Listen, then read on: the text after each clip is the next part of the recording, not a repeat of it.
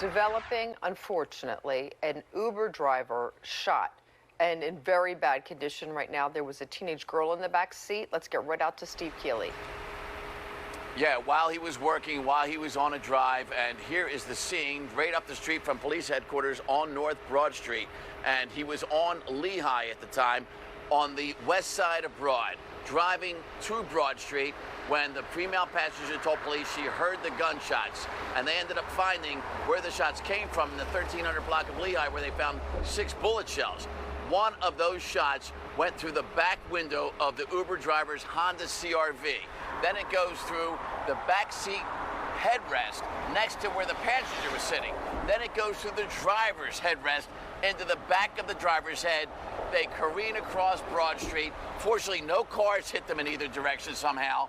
Then he goes up the curb on Lehigh on the other side of Broad and into a utility pole and crashes. She immediately is okay, even though she's shaken up. She doesn't know that the driver shot at the time till she sees blood.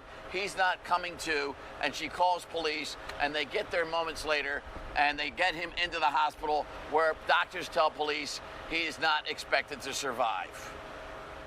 We don't have a description of a shooter or shooters, but there are numerous businesses at the intersection of Broad and Lehigh that do have exterior surveillance cameras. So detectives are on location processing the scene, and hopefully these cameras recorded something that could help us with this critical shooting of an Uber driver who was driving a passenger on Lehigh Avenue when he was struck in the head by gunfire.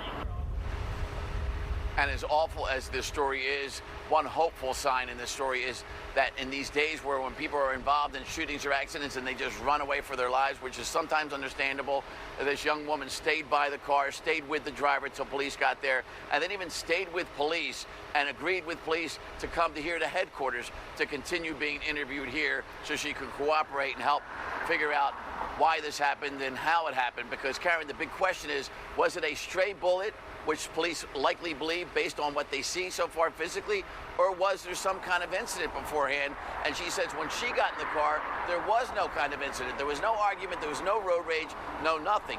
And since 6 bullets were fired and only one of them struck that car, chances are nobody was really intentionally shooting at that car, but they don't know for sure right now.